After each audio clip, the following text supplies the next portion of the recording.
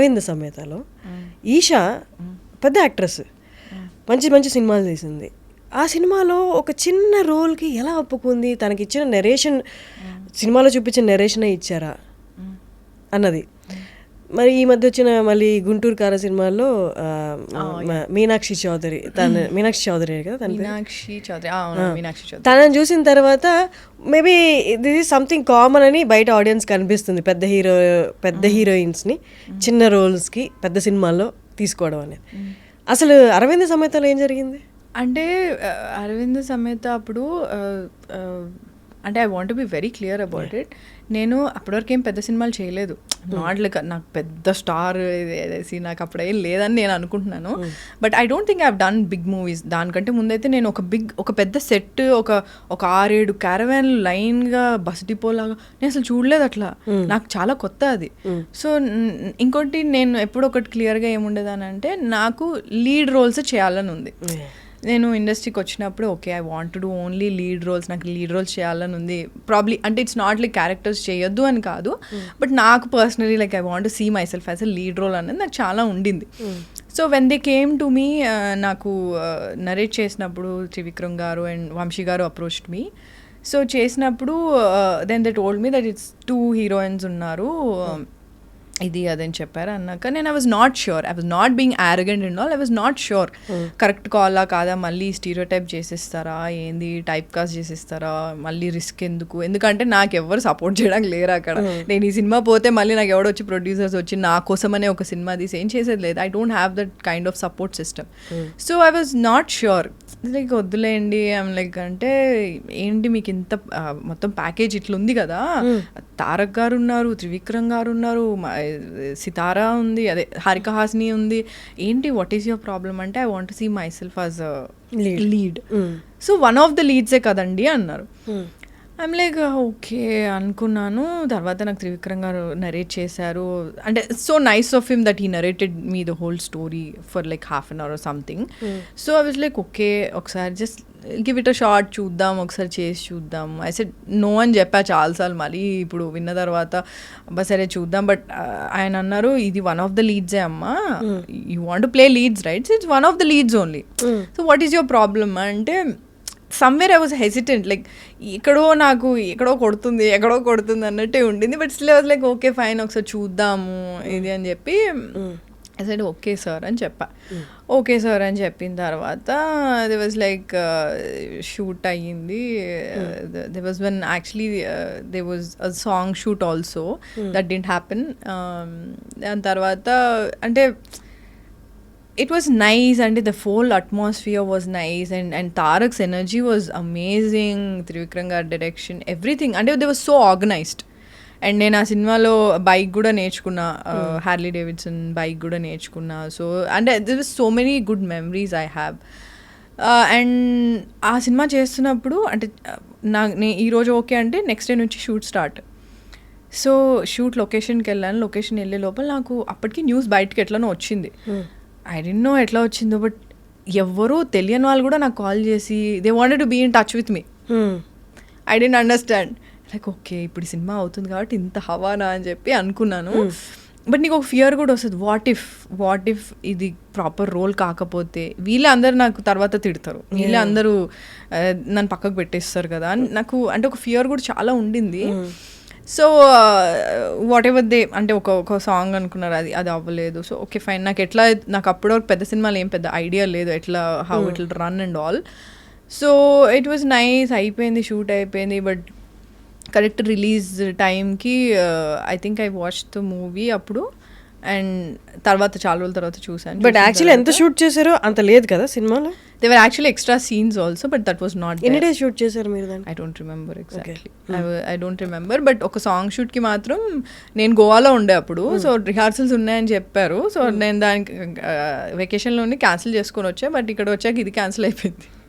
So I don't understand అప్పుడు, like okay fine అనుకున్నాను. But then I understood probably అంటే చాలా అనుకుంటాం కానీ కొన్ని జరగవేమో, ఎడిటింగ్లో తీసేస్తారో లేదా యాక్చువల్ షూట్ చేయరేమో అని.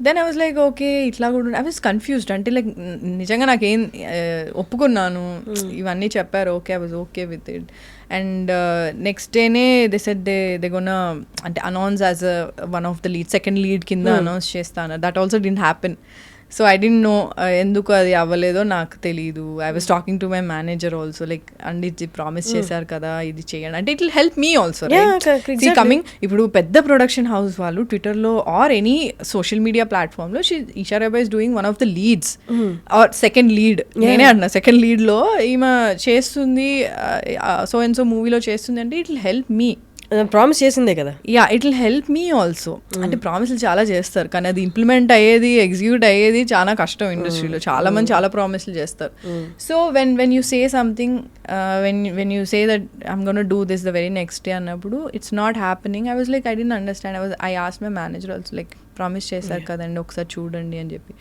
So it went on like that the shoot was done release కూడా అయిపోయింది సినిమా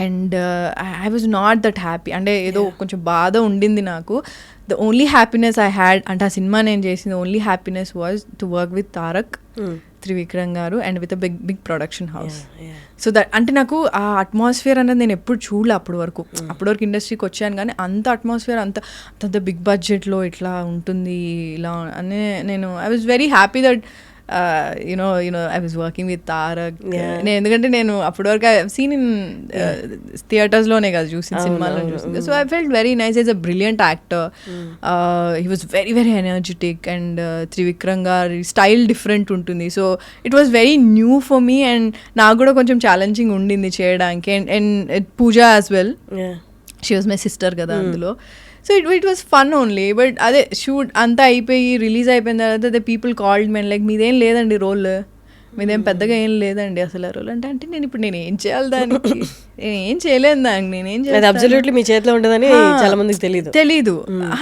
సినిమా వాళ్ళే చాలా మంది చేశారు నాకు చేసి అంటే నేను ఫస్ట్ ఆఫ్ ఆల్ నేను ఏదైనా ఒక పెద్ద ప్రాజెక్ట్ చేసినట్టు నేను డబ్బా కొట్టుకోను నాకు చాలా భయం ఉంటుంది నెగిటివ్ ఎనర్జీస్ వల్ల ఏమైనా అవుతుందేమో నాకు చాలా ఫియర్ ఉండేది సో నేను ఎవరికి ఏమంతా నేను డబ్బా చేయలేదు అనుకో పెద్ద ఇది ఏం చేసుకోలేదు అప్పుడు the people who called me like I came to know that you're doing this project అంటే అవునండి చేస్తున్నాను సినిమా చూసిన తర్వాత వాళ్ళే నాకు కాల్ చేసి ఏం లేదండి అసలు మీద అందులో అసలు ఎందుకు ఒప్పుకున్నారు ఎందుకు చేశారు ఇలా నాకు చాలామంది చెప్పారు చాలామంది అసలు మీకు ఇదే ఏ విధంగా మీకు వర్కౌట్ అవ్వదు అంటే only negative they was nothing positive the only positive thing that happened ఏంటి అంటే ఐ గాట్ ఎక్స్పోజర్ ఎందుకంటే that's a very big film and Eesha Rebba అనే ఒక అమ్మాయి ఉంది అన్నది ఆ సినిమాతోనే తెలిసింది ఒక తెలుగు అమ్మాయి ఉంది అంటే ఎక్స్పోజర్ వాజ్ హ్యూజ్ అంటే ఎందుకంటే ట్విట్టర్ అప్పుడే నేను కొత్తగా వచ్చాను ఆ సినిమాకి ముందు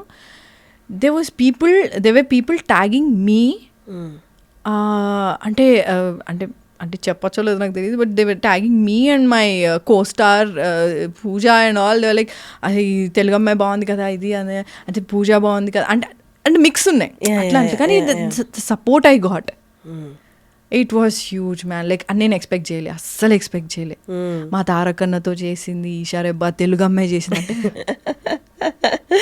అంటే నాకు ఇప్పటికీ నేను మొన్న రాజమండ్రిలో షూట్ అయిపోయి రిటర్న్ వస్తుంటే there was this guy who wanted to take a selfie with me. He was like, selfie తీసుకొచ్చా మేడం అని నేను షూర్ మీరు అరవింద్ సమేత చాలా బాగా చేశారంటే ఎంతసేపు ఉన్నా నేను అందులో చాలా తక్కువ సేపు ఉన్నా but still people remember me and that's a huge thing అంటే అవన్నీ నెగిటివ్ అన్నీ పక్కన పెట్టేస్తే what ever happened with that అవన్నీ నేను పక్కన పెట్టేస్తే జనాలు అంటే ఎప్పుడు చేస్తారు మళ్ళీ మా తారకన్నతో ఏమనుకుంటున్నారు మొన్న ఆస్కర్ వచ్చింది కదా మీరే అనుకుంటే అంటే వాళ్ళు the love they gave me the support అంటే ఆ రోజు కూడా రిలీజ్ అయినప్పుడు దాని తర్వాత కూడా అంటే బేసికలీ తెలుగు అమ్మాయి మన అమ్మాయి అని నన్ను అంటే దగ్గర తీసుకొని చాలా సపోర్ట్ చేశారు ఐ థింక్ దట్ వాజ్ అంటే నేను ఎక్స్పెక్ట్ చేయలే అంటే నేను ఎప్పుడు ఏముంది ఏమొస్తుందిలే ఏముందిలే అంటే వాళ్ళు ఇది చెప్పారు చేయలేదు అయ్యో చేసుంటే బాగుంది ఇలా ఉండేదాన్ని సడన్గా ట్వీట్స్ అన్నిట్లో చాలా వాటిలో నన్ను కూడా ట్యాగ్ చేశారు so most of them are positive and I really liked it మంచిగా అనిపించింది నాకు